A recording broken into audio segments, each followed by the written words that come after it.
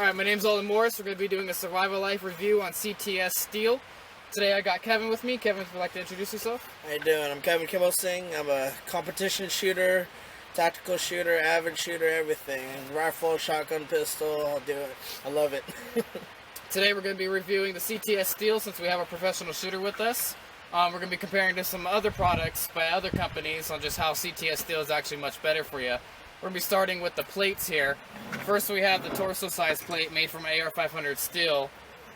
Mounts onto different targets via spring lock, or spring bolt I mean. It's a good 3/4 size from a standard IDBA target for your competition shooters there. Next we got a nice round small plate. Also made out of AR-500, great for mounting on any of the traditional target stands like chain, screws, everything. Now both of these targets can be mounted with the top and bottom steel target stand. This is the bottom, the base. Easily just pounds right into the ground. Make sure you bring a rubber mallet with you. It makes the job a lot easier. And this is the top. And the target's attached just by a bolt and by a spring, just like so. And for these targets, you want to use a 2x4 piece of wood. Height can really depend on what height you want with you, or what you want, excuse me. We have a couple different lengths with us today, but just for an example, here's a smaller version. Just goes in, tightens up, and then you put the top right on top, and then mount your plates. Yeah, with each plate, I mean, for the top and bottom, all these are great, very hard steel to hang up and take a beating with all their stands that we have here today. Now next, we're going to move on to the paper target stand. The paper target stand, same thing. You're going to pound that into the ground. These stands actually hold up by being pounded into the ground instead of having the actual legs like most stands do, which gives you a more sturdy stand when you're actually shooting at something over and over. It's about a 4 or 5 inch stake right into the ground, so you know your stand will be really secure into the ground. And with these, you just use regular 1x2s. They tighten right in, both on each side, and then you staple your paper targets right to the stand. Yeah, going back to the spikes, I mean, traditional H stands you see on unlevel ground, like at our beautiful range we have today, or in the Great Pacific Northwest here. Uneven grounds makes it really tough to set up traditional H stands, and with the spikes, you pound it straight to the ground, you know this thing will be secure. Yeah, if you want to grab an example of the other stand, yeah. We'll give them a show.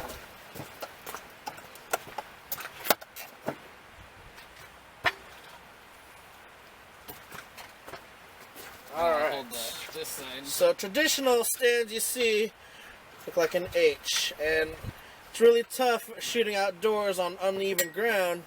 This thing is really tough to have a solid, straight, secure stand when shooting. I mean, this can knock forward, knock back, and especially on some like here, rocks will make it not straight. And same concept, flat on the ground.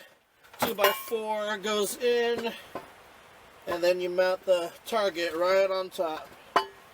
And you can tell this one, again, pounds right into the ground. Once you get it at a decent length into the ground, you have no worry about it rocking while it's being shot at. I guess with CTS Steel Targets also, with their spring bolts, it makes it angled down. And for competition shooters, or any average shooter, if you know, with steel targets, there is a chance of ricochet, but being angled down, that reduces that chance. With the one that I have, I mean, nothing against the company, I mean, we're just doing comparison. It's a straight bolt.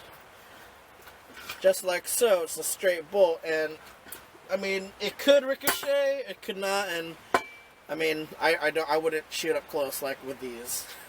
And finally, we have the T-post target stand.